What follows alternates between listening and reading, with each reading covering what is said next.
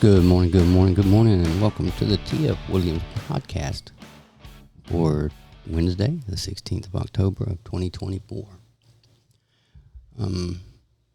So I got off on a little tangent yesterday talking about Mr. Milley, and I can't call him, he's a general, but retired, and for me, I respect the rank, but I can't respect the man. As far as I'm concerned, he betrayed his country. But they want to talk about the Holy Land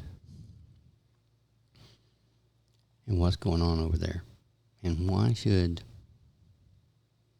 we as Christians, and Americans also, secular Americans or Christian Americans, care? Well, we are a country who believes we are a constitutional republic with democratic processes. We believe in one person, one vote. We believe that people should be treated equally, that they should stand before the bar, the law, equally, without respect to ethnicity, gender, or socioeconomic status.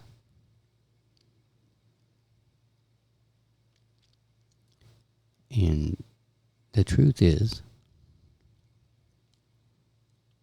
there was no mention of a Palestinian state before 1948, when Israel was founded. Modern day Israel was founded.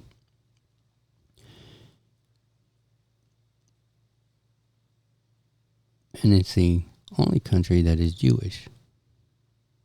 And it's the homeland of the Jews. Always has been considered that.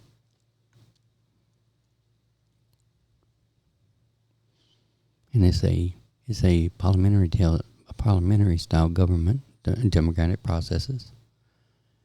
And everyone in Israel who is a citizen, and everybody can be a citizen, doesn't have to be Jewish to be a citizen of Israel. Palestinians are, Arabs are, and Jews. And people from all over the world have gone there to become citizens. Mainly, but a lot of it due to their ethnicity, but not totally. And they all get equal participation in the government. They all can vote. They can all hold office. So it is a multi-ethnic parliamentary style government with free speech, freedom of association, all those things we as Americans cherish and love.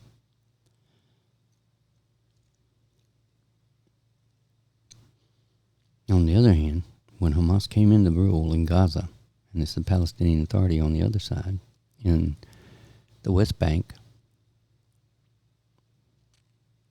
they were elected. But after that, there was once they were in power, they didn't give it up. They were not going to give it up. And they took and launched attacks with rockets from Gaza. They sent suicide bombers in to Israel to blow things up. They hid weapons and military things within schools and hospitals and nursery and schools and things of that nature. That's who the Palestinians are. That's wrong. Not Palestinians, but that's who Hamas is. That's who Hezbollah is. They hide in the middle of civilian enclaves so they can protect themselves from those that are more civilized than themselves about attacking people who are not military, who are not bad actors. Now, Hezbollah is a terrorist group named so by us, as is our ISIS, so as it is, if you want to call it Daesh, whatever, as is Hamas. We recognize that as a people.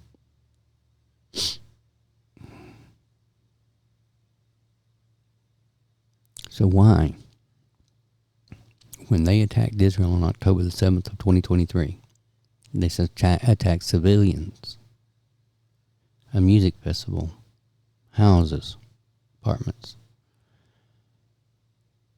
and raped women, murdered children, dismembered them in front of their children, raped the women in front of their husbands, killed the grandparents.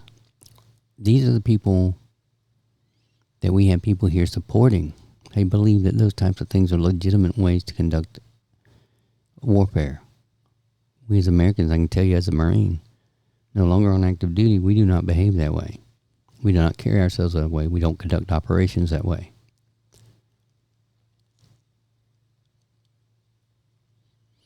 Yet there are people in this country supporting them.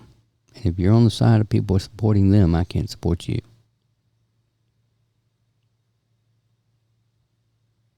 I won't. Cannot. It's morally reprehensible to support people like that. Or Hezbollah, who sat within those confines. See, the UN was supposed to put a barrier there between the northern part of Israel and Hezbollah. But the UN forces that were there did not enforce the rule, the agreement that was made, and allowed Hezbollah to come back into that area and conduct operations and fire rockets from there. And then you wonder why Israel's upset and has gone into southern Lebanon right into a UNIFIL camp. Because those people, it was useless for them. They're useless. They're sitting there over there in that spot being useless. They're not doing what they're supposed to do.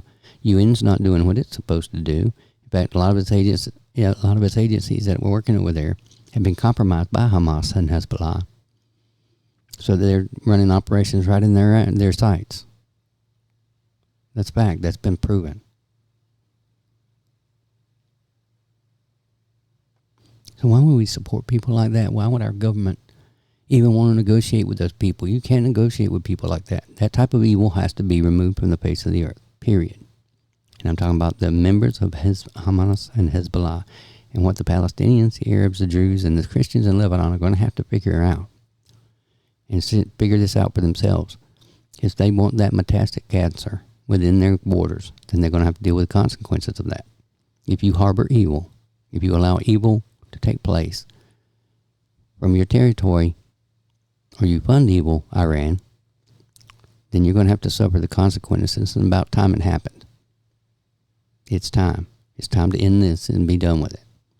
We cannot play footsie with evil. You become evil yourself. You cannot. That's just not right. It's not, and it's wrong. And there is a time, even as believers, you have to stand up and say, no more. No more. We're done.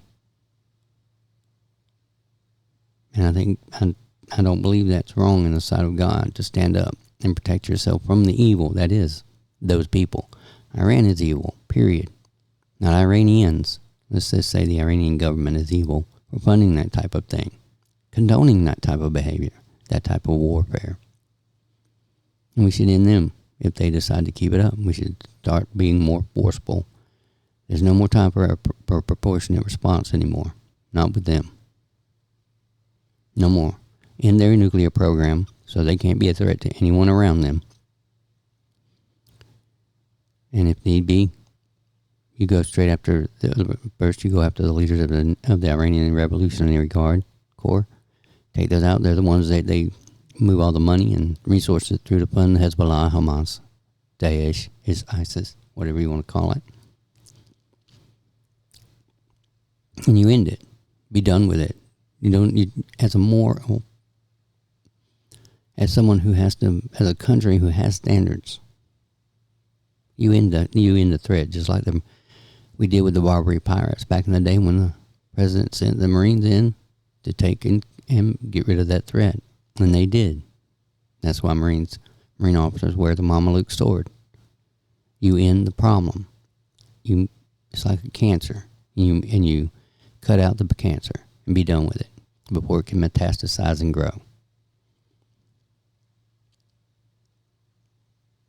Yeah, it's what you need to do. It's what we as a country need to do, is end the threat. I'm tired of living with it. I'm tired of dealing with it. And you start working, not just militarily, but then diplomatically and through our USAID and things like that, to rebuild infrastructure, build real schools where they teach people history, mathematics, how to use their own language. The language arts, I believe you want to call it nowadays. Literature. You teach them those things, and you teach them about their own culture. And you be honest about history. You don't lie about history. You don't say there was not a Holocaust when there was. And you're not training them from a young age to be military people, unless that's what they have a certain bent that way. Some military schools have their place in our society, in every society. It'll bring discipline to young people sometimes. Excuse me. We should make every opportunity to use every tool in the tool bag. But you have to rebuild the nations if you're going to tear them apart. I do believe that. So you restore infrastructure. You put real schools in place with real standards. You don't get into politics in the school in that type of situation, because you can have religious schools if that's what you want, but you can't teach people that other people are just evil because they're different from you. Because that's just false. You teach tolerance, real tolerance. What tolerance really is saying, I disagree with you, but you have every right to live and go after your faith as much as I do mine. That's tolerance. That's real tolerance. And you learn to work together and do things that you can do and find out what your common goals are and find out a way to work together to reach those common goals. And build a bridge of friendship and respect, if nothing else. Well, I've had enough talking today. Just remember that God loves you. Jesus Christ loves you. He's the friend who sticks closer than brother, and he will never leave you and desert you, and you can never get away from the love of God. Have a great day.